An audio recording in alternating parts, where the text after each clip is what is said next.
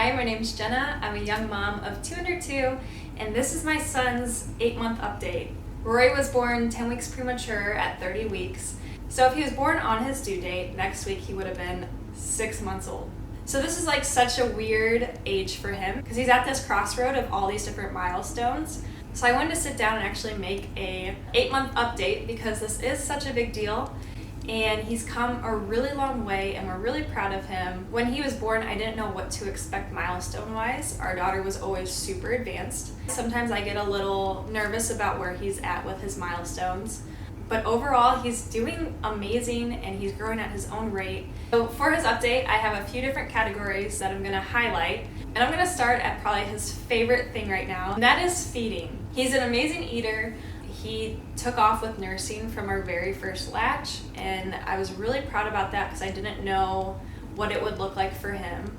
Once we got him home, we were able to switch him to be exclusively nursed. He nurses around 5 to 6 times a day. On a typical night, he wakes up at least once to eat. But we did start solids this past month, and I've noticed the more that we've incorporated solids, the less he's waking up in the middle of the night, so I think he is ready to add more calories from the solid food. Right now his favorite foods are peas and sweet potatoes. I just started adding a little bit of cinnamon on it and he's tolerated it well and he's done great with it.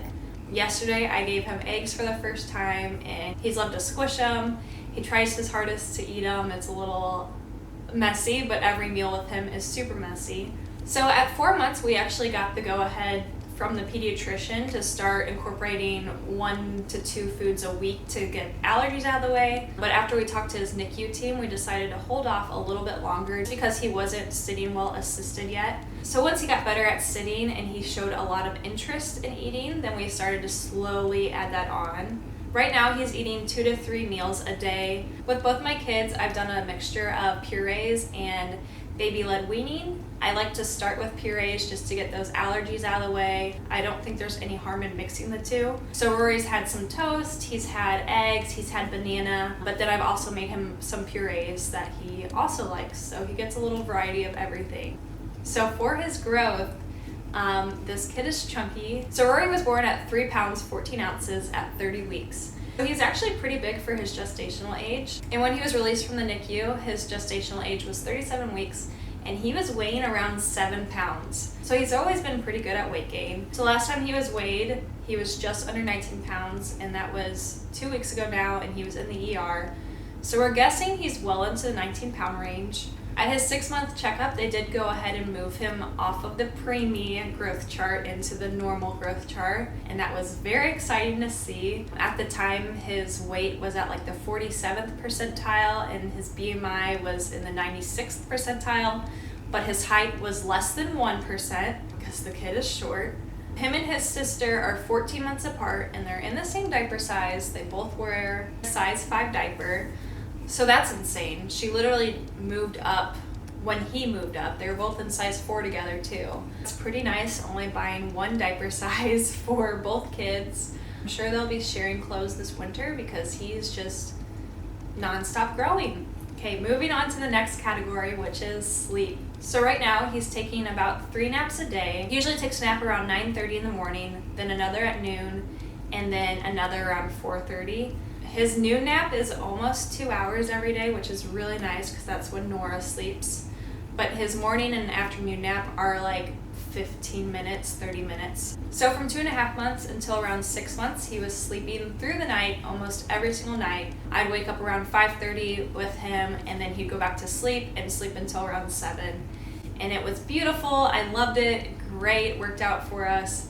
And then around 6 months, he went through a regression and then he had croup.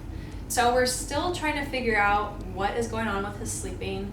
I've had some weeks where I've gotten like 4 to 5 hours of sleep every night. I'm really hoping we're over that hump because he's starting to sleep longer spurs again. But he's still young and developmentally he's only just about 6 months, so I gotta give him a break, but it is mentally straining to take care of 2 kids when you're only sleeping like 4 hours a night. So he is still sleeping in our room. He sleeps bedside in a pack and play, and we've been toying around with the idea of him and Nora sharing a room by the end of this month.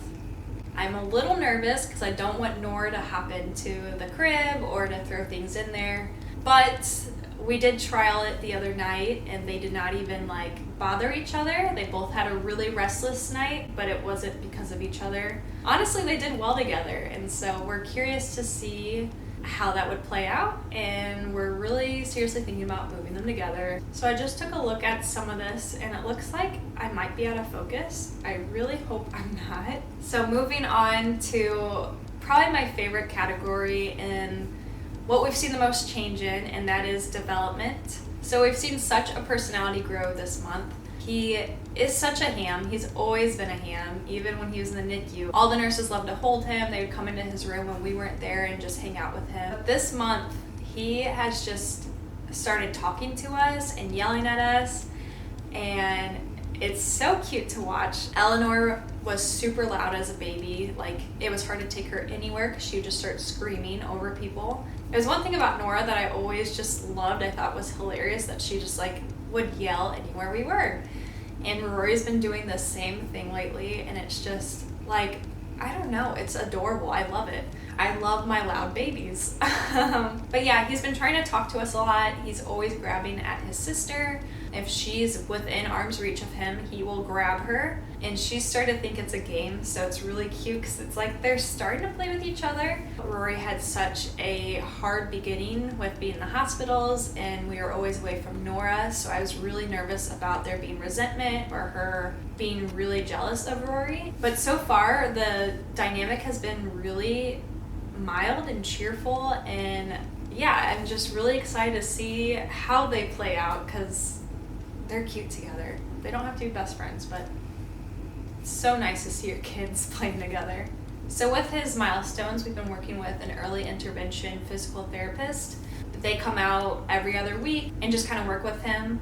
Really at this age, it's kind of them just playing with him. It's been really nice to have some validation on where he is developmentally. It doesn't seem like they have a lot of worries for Rory. They've just been giving us good tips on what to work with. So right now, Rory's working on sitting independently straight up. He likes to collapse into himself. So we've been trying to work with him to get that added core strength. And then we've been working on crawling, which he is so close. He's been really trying to move across the floor to whatever he wants. He'll kind of roll from shoulder to shoulder, but today he's really been up in a crawl, scooting position. He's been starting to rock. You can tell that he's really trying to move, and really think he'll be crawling next month. I don't know. I'm confident. He'll get it. He's so close. Okay, so I thought I was recording, but I wasn't. And I'm not really sure where I left off, but now my daughter's awake.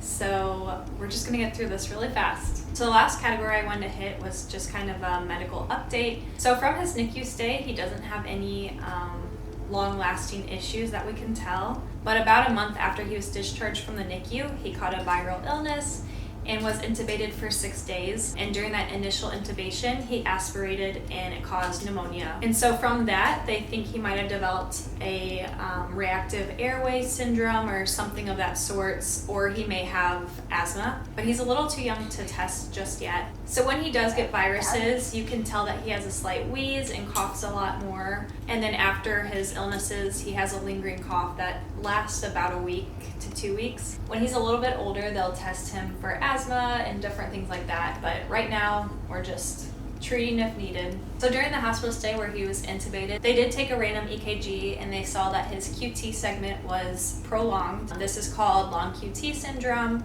and it can cause true SID cases, and it can cause random cardiac arrest. It's pretty scary, and we knew nothing about it, and it was just very random to find it. His QTC, which is the measurement that they use, was quite prolonged, and so they followed up with genetics, and his genetics came back and confirmed that he does have a mutation, but his specific variant is so rare and unknown that they don't know the clinical implications or the clinical significance of that specific variant. So this has been a very confusing process, and we don't know if he'll ever get a true diagnosis, but right now the mutation that he has is a mutation that's also seen in type 3 LQT, which with type 3, the cardiac events usually happen in sleep or at rest.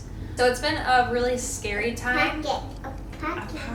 It's been a very scary process, but we're really thankful that they found it, and he's able to have some treatment now, and he's been watched very closely. All of his Holter monitors, which is like a cardiac monitor that he wears for a few days at a time, they've always come out normal, which is very reassuring that hopefully he won't have a random event. But it's been very confusing because we were hopeful that it was just like a medication thing since he was paralyzed and sedated, and then the genetics came back and confirmed that there is a mutation.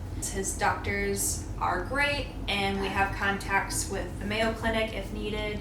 Colton and I have started our genetic testing, so we'll see if one of us are carrying it. So altogether, we are feeling more peace about the situation. We're trusting that he's in good hands, and we can't really do more than that.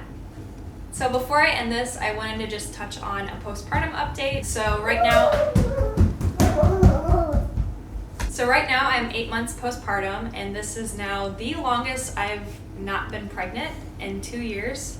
Almost 2.5 years. And I'm starting to feel like myself again. Postpartum with both my kids, I've experienced a lot of hair loss. I would love to say it's slowing down, but if anything, I'm kind of noticing it more. My first period after Nora was 5 weeks postpartum, and with Rory, I went ahead and had an IUD placed, and I spotted for about 2 months straight, and I've had about 3 true cycles.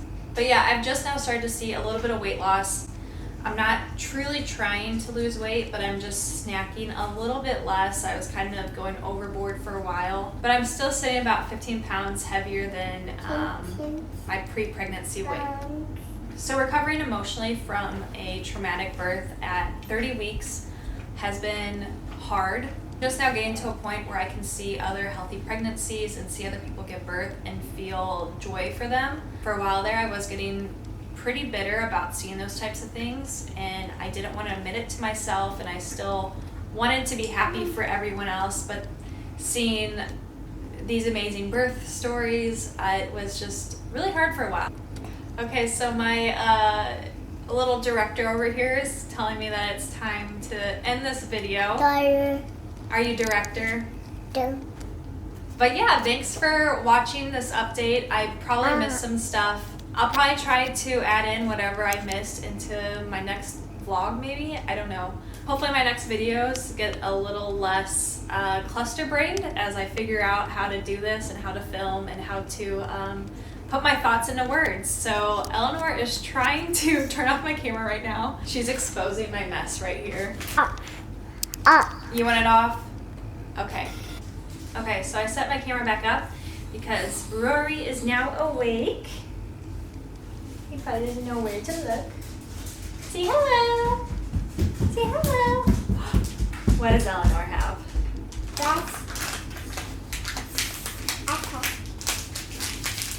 Thanks for watching. Thanks for watching. Okay, good job. There's trees. Bit a tree. He bit a tree? He spit on trees? Okay, I don't know if that was like usable.